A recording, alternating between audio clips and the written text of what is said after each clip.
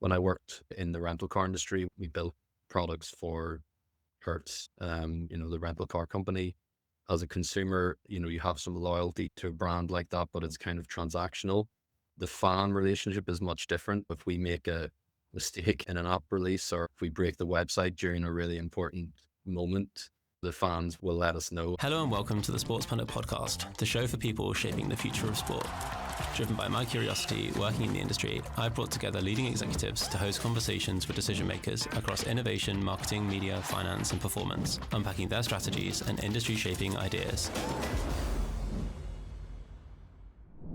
On today's episode of the Sports Pundit Podcast, I'm joined by Mark Shannon, Head of Digital Product at the DP World Tour. Mark is a product leader specialising in digital transformation and fan engagement innovation, with experience spanning sports, automotive, retail, and government. Throughout his career, he's built and launched revenue-driving digital products that deliver exceptional user experiences. Most recently, he's been helping transform how fans engage with the DP World Tour through mobile-first strategies, modern technology, and data-driven product development. Mark combines deep technical expertise with strategic vision, and in this episode, we go some way through exploring that. We talk about the shift from project-led to product-led organizations, how AI is reshaping the sports fan experience, and how Mark is personally experimenting with frontier technologies to stay ahead of the curve. Mark also writes about product, sports technology, and the future of fan engagement in his excellent newsletter, The Sports Stack, which you can check out using the link in the show notes. But without further ado, please enjoy my conversation with Mark Shannon. We can jump straight in with the first question, which is basically just to dive into your career a little bit, because I like to start with kind of just understanding the influences leading into your role now. So I think, going back to the very start of my career, it's very much not in sport. Actually, it was probably more of a traditional approach to, going to university, studying business management. Really didn't know what I wanted to do, even throughout university. Hence, going down a very sort of generic career, and the real change for me and the real sort of realization of what I could do in my career probably came with my first job in PwC, which was technology consultancy. Again, very broad. There was no real defined, this is what you're going to be doing every day. And I think I liked that. They had a very impressive graduate scheme at that time. This was pre-COVID. They would take you away for 6 weeks, train you up, put you in front of actors, really try and get you into these stressful moments to kind of get you ready for working in those types of scenarios and across different clients and projects. And I worked at PwC for 4 years. I think I got, access to loads of different industries like local government, retail, rental car, all these sort of weird and wonderful areas of work.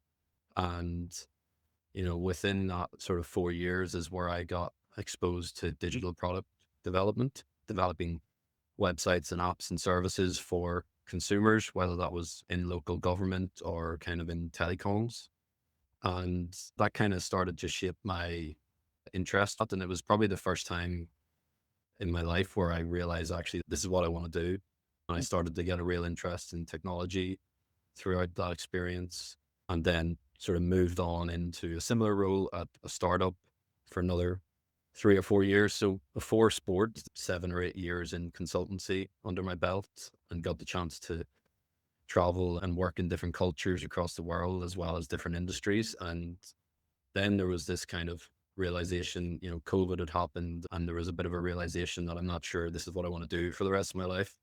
Agency side is really difficult, and I had always had an interest, and passion in golf since I was young, and attended quite a few European Tour events, volunteered at some of them when I was 13 or 14. But there was never the right sort of role for me that appeared, especially at the European Tour. So I just had a little LinkedIn job alert set up for probably a couple of years.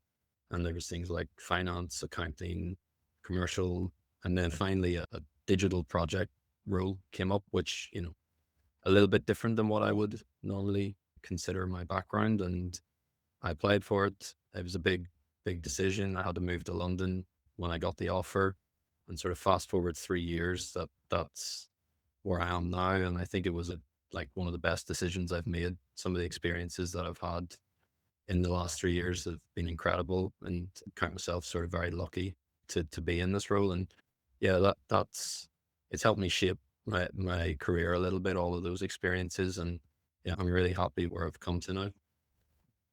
And when you are kind of making that transition into sport, like given the background that you had before and the fact that you'd worked across all these different industries, would you say that maybe your like tech stack or like the tools that you were looking to leverage when you came into the role were maybe slightly different from somebody that's come directly through sport?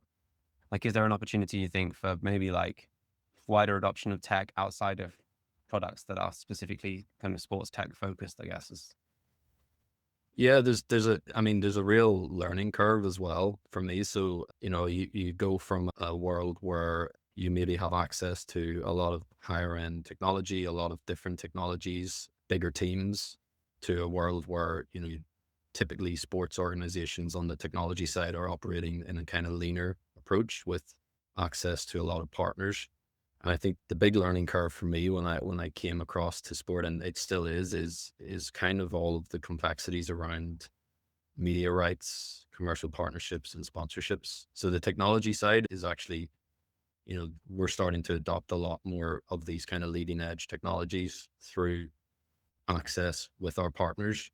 Is very much the other part of it that was the real learning curve for me, and understanding the impact that these media rights deals or these commercial partnership deals have on how you then approach your strategy from a digital product point of view, and how you maybe launch a new service for a fan. For me, the most important thing is always the fan experience, but you have to then consider all of these different complexities and what you can and can't do, and what you have access to and what you don't. Yeah. Talking of the fan, like, how did you find the transition, I guess, from like other industries where they're maybe a consumer rather than a fan, right? Like there's a few brands out there in other industries that manage to create fandom, but not many. Whereas in sport, like the attitude, I guess, of the end user, the fan, is like a completely different thing. So how's that kind of like maybe changed? It's again a really important one. I think I'm a fan myself of DP World Tour and the European Tour, and always have been. The fan sort of relationship is much different than maybe like a transactional consumer relationship. You look at when I worked in the rental car industry, we built products for Hertz, the rental car company. As a consumer, you have some loyalty to a brand like that, but it's kind of transactional. The fan relationship is much different. We don't, outside of maybe streaming services and subscriptions, our product is free, but the fan still has a real strong affinity that, if we make a mistake in an app release, or if we break the website during a really important moment, the fans will let us know. And it's really important that you understand all of the different fans as well. So your casual fans versus your really long-standing, more traditional fan, especially across the world when you kind of operate in different markets. Sorry, we have, over 30 events in over 20 different countries, and with that brings cultures and demands and needs that are all different depending on the fan there as well. And you mentioned when you started, you came into a kind of digital project role, and now you're obviously head of digital products. So how have you found that shift, or what's been the kind of strategic shift, I guess, from projects to products as a kind of like focal point for the digital team? Yeah, like we still have projects that we do, and quite a few, but I think it's more of a mindset shift. Your kind of digital project manager is maybe more focused on time, budget, those types of things. Your digital product manager is more focused on, should we build this and what does success look like? And some of the things that we tried to bring in within the team is more touch points with the fans, and we review all of the feedback that comes in, whether that's through email, on social. We try to reach out to them. It doesn't really scale, but it's important that you speak to your fans. We have more touch points with all of the different consumer teams across the business. So we we have regular product demos now. So we show and tell exactly what we're building and what we're releasing for the fans. And we bring in more of that product mindset into kind of, working in sprints and working in a bit more of an agile approach. And yeah, it's really about having your sort of finger on the pulse when it comes to what the fan needs and what they want from your digital products. Yeah, and I guess that can't always be easy to figure out, right? Because I don't necessarily know that I, as a fan, would know what I want necessarily until it's like provided to me. Like, I guess there's probably an art to prompting someone or to understanding which desires a fan has can actually be served by you, the tour, versus where you could maybe just borrow an existing technology or platform that already exists. So like, do you have any kind of processes you go through to kind of identify like where the strongest kind of needs are from a fan perspective? Yep. Have spent a lot of time in the last sort of 2 to 3 years getting a really strong foundation when it comes to data analytics. I think you need a quantitative view as well as qualitative. That's kind of what our foundation is. So we know that still 70-80% of our fans come to us for leaderboard services. So that's, how a player's doing an event, looking at their scorecard, looking at shot by shot graphics, trying to understand their progress, trying to look at the event as a wider thing. So yeah, that's kind of how we get to that point. I think as a product person, you still need a good gut, a good instinct, and a bit of like almost taste, and just know what the fan will want. The challenge and the sort of risk there that you have to always be careful about is that you're not building a product that you want. Or golf fans, and we love golf, and we could very easily just build for what we want, and we have to make sure that we don't do that at times. But there will be times that makes sense. But we have to look at all of the different demographics and details within our cohort and make sure that we satisfy the majority of those. And then you have other mechanisms through different channels. So you've got social, we've got an incredible social team. So there's lots of different ways to do it. But yeah, that core underlying sort of data analytics is important. Yeah, and I guess that's the main driver behind having a website and an app. Is one part is to serve the fan and to make sure that all of the stories that you want to tell are there and all of the information that you want to. But I guess the other kind of core element here is like, you want that direct relationship with the fan. You want to understand them better. You want to be able to collect that data so that you can serve them better. You talked about kind of having to get your head around partnerships and commercial and broadcast rights. And ultimately, like, all of those things are driven by like, how well do you know your fan, and who is your fan is going to have a big part to say in kind of what you're able to derive from a rights deal or a sponsorship deal. So I guess how do you interact, I guess, with these other departments? Because ultimately, like, the data that you're collecting is the foundation to a lot of what they're selling.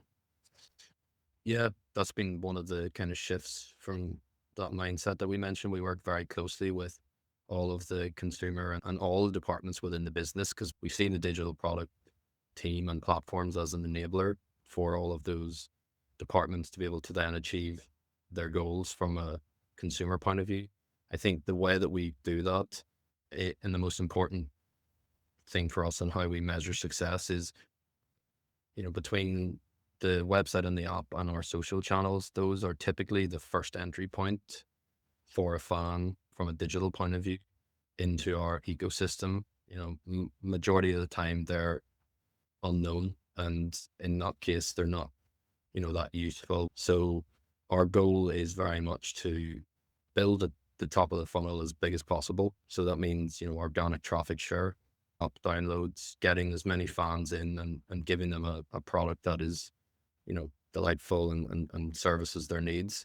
And then working with our marketing team, working with our consumer team to create content and opportunities to identify those fans and kind of leverage then that first party data. And one of the big things that we've launched recently with one of our partners, SAP, is actually a customer data platform. And it's the first time that we've ever had this. So we now are able to bring in a lot of those different data sources from website, from the mobile app, purchase history, transaction history, and start to provide the teams who sort of execute on the marketing side and the operations side with a lot more insight, but also the partnership side, because they will work with partners or prospective partners who will want to know, or will maybe want to activate in a certain market, and they'll want to know how many of our fans live in that area, or what their kind of core demographics are. So yeah, we try to build the funnel as much as possible at the top,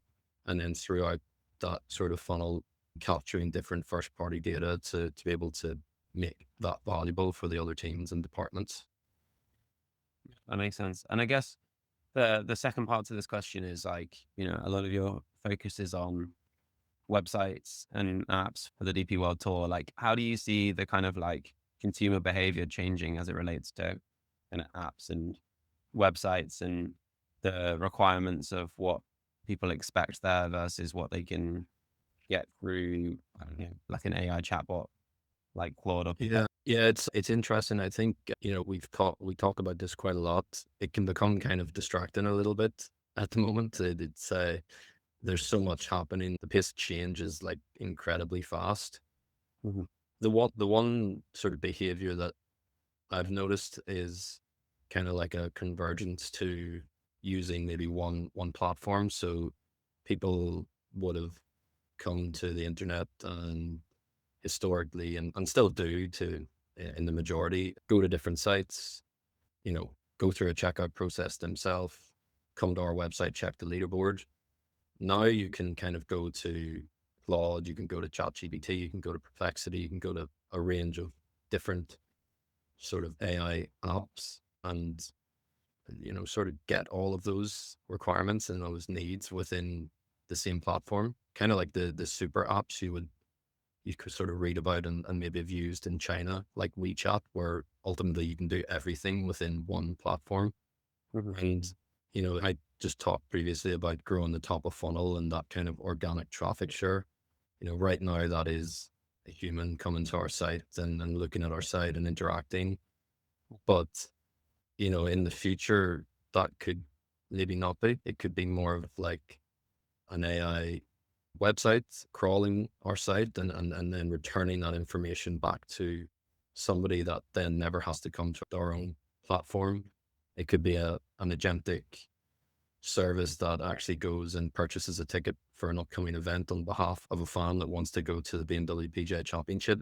So they kind of focus on like a front end experience where we have a lovely website, a lovely app, very quickly could become, actually, we have to shift our focus to just managing a suite of APIs that have like data behind it. So your leaderboard, your video content, your event content, and you have these contracts with maybe ChatGPT or OpenAI and Anthropic, and they're sort of usage based, and you get revenue from the usage. And all of a sudden you maybe don't have to maintain a front end anymore. You just maintain a suite of APIs that push data out to these different models and sites. And I mean, that could be what happens. It may not, but there's so much of a shift now in the behavior, to that question and answer mode, that might be, within 3 or 4 or 5 years, the way that sort of digital products operate. Yeah. I guess I'm curious, just because you're so focused in this space, like what are your own like personal habits as it relates to interacting with websites and apps and AI in different formats, whether that's like AI search, like with Perplexity, or whether it's like using Claude to help, write code or write up a project memo, or just to understand your own, like, and maybe this isn't something that's necessarily like widely adopted across DP World Tour, but like just speaking for your own personal interests, like how are you kind of tinkering with this stuff? Yeah. I've kind of got like a split personality. One is the kind of personal approach, and then at work, I can touch a little bit on what we're doing at the DP World Tour. We're taking a measured approach there. We're using our partners quite a lot. Internally, we're using Microsoft Copilot, but we have it all. It's being set up in a way that is sort of safe and secure and works for our needs. But then outside of work, I would consider myself quite a power user, and probably why I'm thinking about that shift in the behavior is, in the past I would have gone to Google or gone to other sites to find information. Now you're going to Claude, you're going to Perplexity, and you're kind of staying within that platform quite significantly. So even, on the side, I write a bit for the sports stack, and I use Claude a lot as like a reviewer. So, I write some stuff and then I ask it to really focus quite hard and try and pick holes in my arguments, assume the role of a subscriber who's maybe going to churn. Would they find this newsletter interesting? So yeah, my behavior is definitely shifting, even with like voice, using voice a lot more with those types of apps, and within my device too, making notes with my voice now. There's even some products, I don't know if you've heard of Whisper, but a lot of software developers are now using Whisper AI instead of actually physically writing prompts. They're just speaking and they don't type anymore. So all of this, like this, we're talking about probably like the minority right now, but it's the kind of people at the leading edge. It will filter through at some point, and we have to have a position on that. And we have to have a thought and a strategy on that when it does start to filter into our world, and be ready for that. And I think that's why it's important to think about it at this point. But, the productivity, it has just gone through the roof. I've become more technical as a product person. I can take code where we might have an issue, and it's publicly accessible on our website, so it's not considered confidential. And I'll put it into Copilot, and I'll ask, what might be causing this issue, and it will give me a clear, sort of easy to understand explanation that I can then go and have a more sort of interesting conversation with our developers and probably give them an answer quicker than, having to just pass them the issue and they have to go investigate it. And that sort of feedback loop becomes bigger, whereas now it becomes much smaller, and we get incidents resolved quicker. We get new features released faster. So yeah, we're using AI as much as we can in a measured way to be more productive in work, but also outside of work as well. Yeah.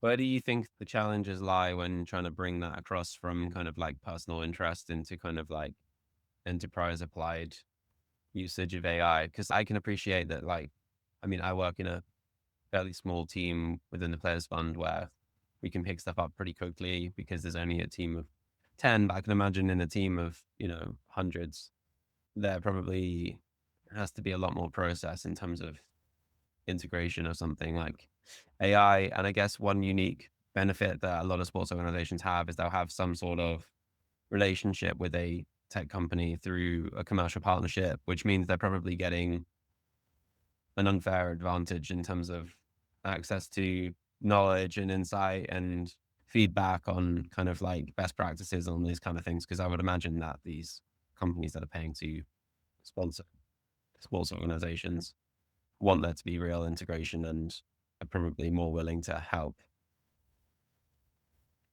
Yeah, it is just still the risk, the commercial risk. These are, in most cases, like frontier models.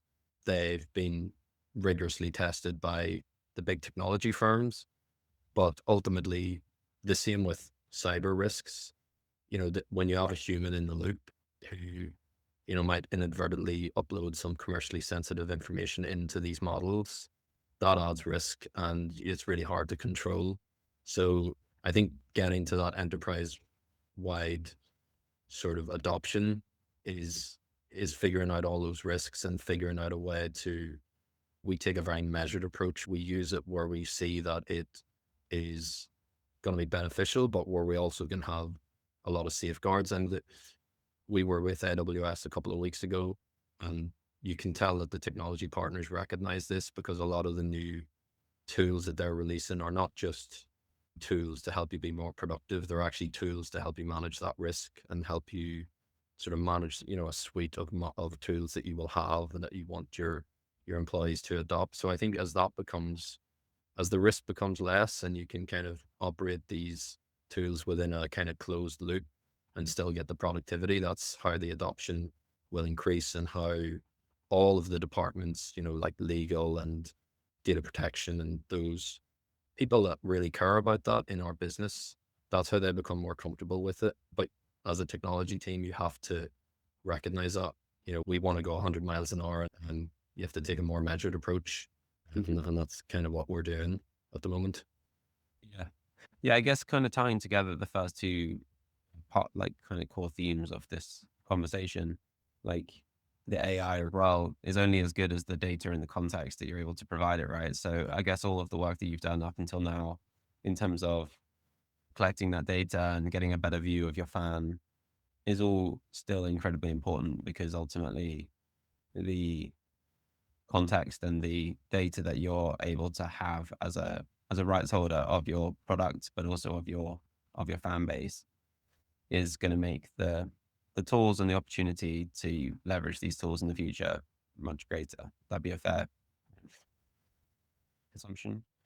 I think it depends where, like, if you're still thinking about AI, it depends on your strategy. So, we'll not leverage it to make decisions in our sort of fan experience, I don't think, for a while or ever. That's something that we'll need to discuss. But when it comes to kind of the non-AI use cases, that really strong underlying database of fan information is so valuable. And it's not just in trying to grow those direct to consumer revenues around ticketing and merchandise, but actually, as we mentioned, when you negotiate a renewal with a partner or a media rights, being able to demonstrate growth in your database, but also growth in the different data points that you have on those fans. And obviously all of that is with consent of those fans too. So you have to manage all of the changes around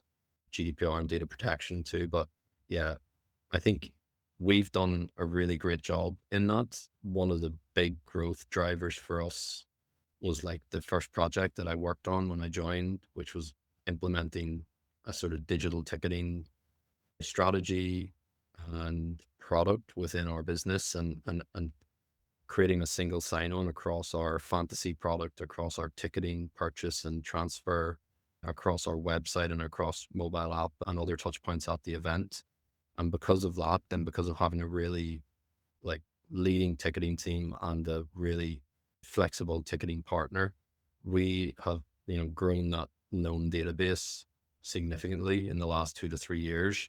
And if you go back to like what might change in the future of how fans interact with your site, and if it becomes more agentic and you kind of lose sight of who that fan is because it's no longer a fan, it's a large language model that's interacting with you.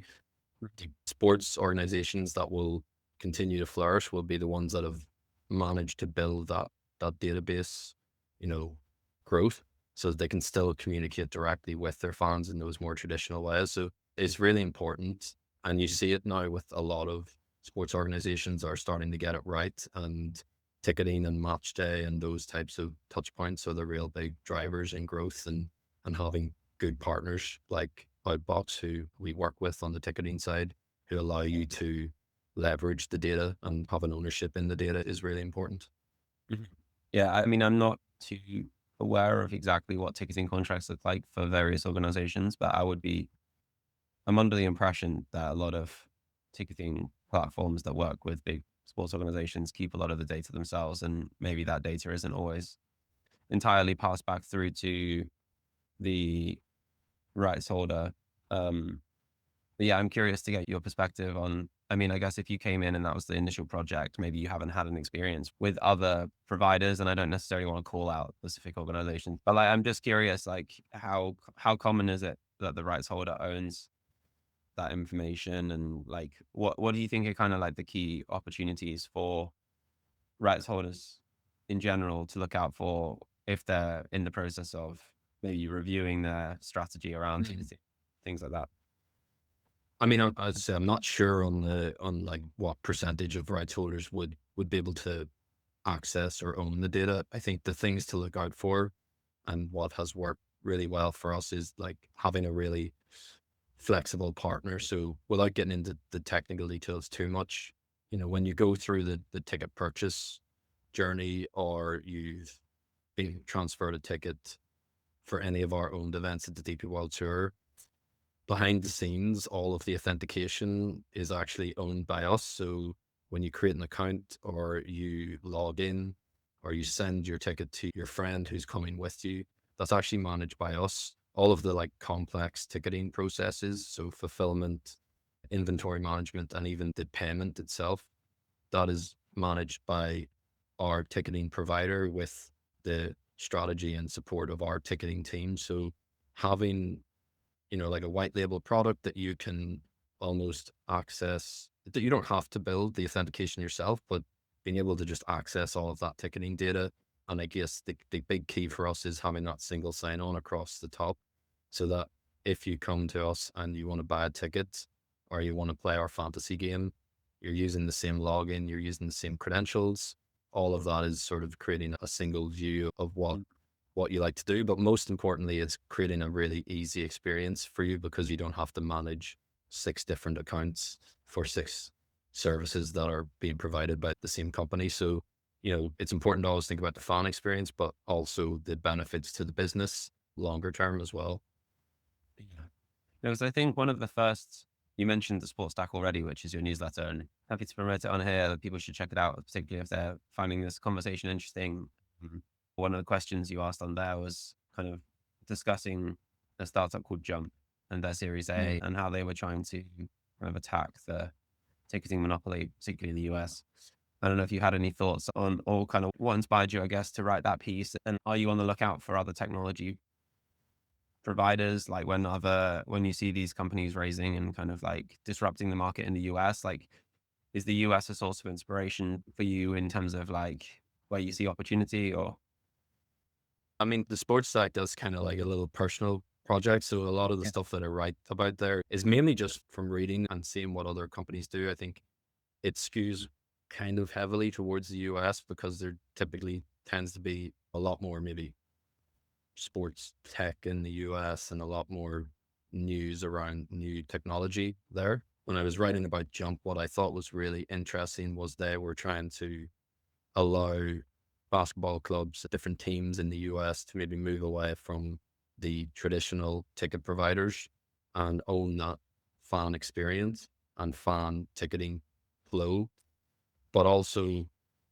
enable those clubs to maybe dynamically price and dynamically promote tickets when they aren't maybe selling out a particular map, and use that better insight of data to directly target fans with offers to try and, encourage people to turn up, and to encourage greater revenues and a fuller stadium, a better atmosphere.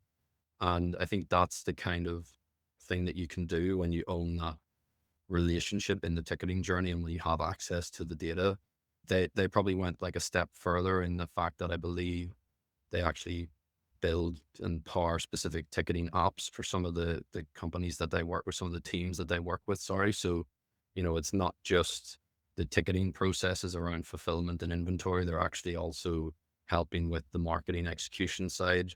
Again, where sports teams probably have leaner resource, they're kind of bringing a proven product, but also a proven service, and with the sort of hope that you can increase revenues, but also have a better insight to your fan that you can then use for other activities outside of ticketing, so merchandise and food and beverage and things like that. yeah, I guess a lot of the sports tech that maybe you get introduced to, or you are reviewing, there's not that many golf rights holders, right? Like versus, right, like within football, for example, you've got, 20 clubs in the Premier League, then another 72 in England alone. Then you've got the leagues themselves. You've got, pretty much every country in Europe with the league, pretty much every country in the world with the league. So there's a lot of teams that they can be partnering with. Same with like the NBA, there's 32 teams. NFL, like they can be basically proving themselves at a lot of different organizations. So I would assume that a lot of sports tech isn't forged, or a lot of the tech on the kind of like more commercial side, at least. There's a lot of golf tech, but like I'm talking more about kind of like consumer applications around ticketing or stadium or infrastructural, like that kind of thing is probably forged outside of golf. So when you gets missed a lot, or like, is there any context specific to golf that you think is underserved right now? I think the complexity that maybe gets missed, and Michael, our CTO, talks about this a lot, is that you find that a lot of sports technology, especially the sort of in like game experience type stuff, is built for stadiums and stadium infrastructure. We don't have stadiums. We sometimes go back to venues year after year, like Wentworth. We've been there, I think, almost 20 years, so we can put more infrastructure like fiber and connectivity there. But a lot of the times we go to a venue for the first time, and it's, a golf course is normally outside of a city in a bit of a more remote location.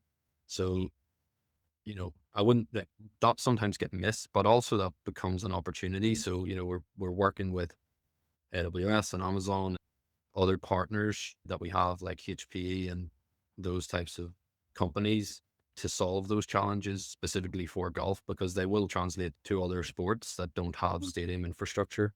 And that's one of the big complexities for the sort of game day experience in golf, is that you don't have a stadium, you don't have that infrastructure. Yeah, I can imagine for something like Formula One, obviously there are grandstands, but like those racing tracks, generally speaking, they have that one event every year that's 300,000 people coming through the gates over 3 days, and then the rest of the year, like the events are a lot smaller and they're outside of major cities. And so I can imagine there's maybe some parallels there, and probably quite a lot of crossover in terms of commercial partnerships as well within golf and motorsport. But just to finish things off, I guess like it would be nice to kind of end things kind of looking ahead. What do you see the DP World Tour prioritizing or pushing on next? And how do you see kind of particularly like digital products?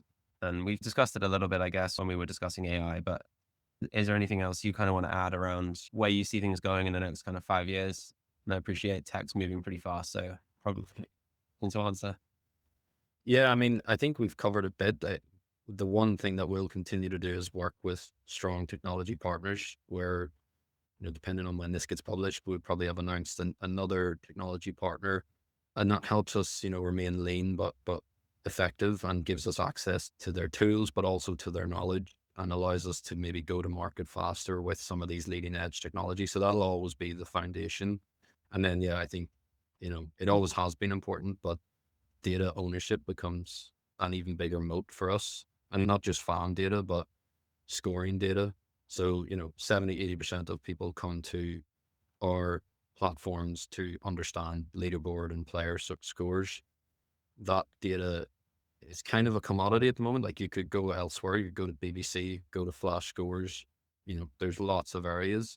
Having like strong commercial agreements in place for that scoring data, as it becomes maybe more of a commodity, or, more useful to some of these AI models, that for me is important. And that might mean like looking at our current deals and sort of thinking about what that would look like in the future. Same for a lot of these AI companies need a lot of content and resource to train their models. We have 20, 30, 40 years of archive footage because we have our own production company. Is there a new revenue stream there around giving access to these companies to train their models on video as well as voice? It's a real interesting space when it comes to like revenue models. And then you've got like we talked about, the fan journey and whether that flips, it may not be an actual human coming to your site as much anymore. And what does that mean? We talked about that a little bit. I think the good thing, the important thing that sport has, and the unique piece, is still that physical experience. And I think that will not change as quick as the digital experience will, and the digital behaviors. We still have the unscripted drama of a live event, and sport like lives and breathes on that. And therefore you got to leverage that more and more as much as you can, because people use sport as an escape, and it's a really important thing for people. And I don't think we'll get to a world where, fans would rather watch a virtual preempted version of your sport versus a real unscripted version. And that's what we got to keep leveraging as well, to make sure that we stand out and to kind of create that great experience for fans and continue to create that fandom and create new fans as well. Yeah, it's an interesting combination, I guess, where you're leveraging digital and product, but you're essentially using that to drive people towards a very human experience and to get the person and to celebrate community and in real life connection. Yep.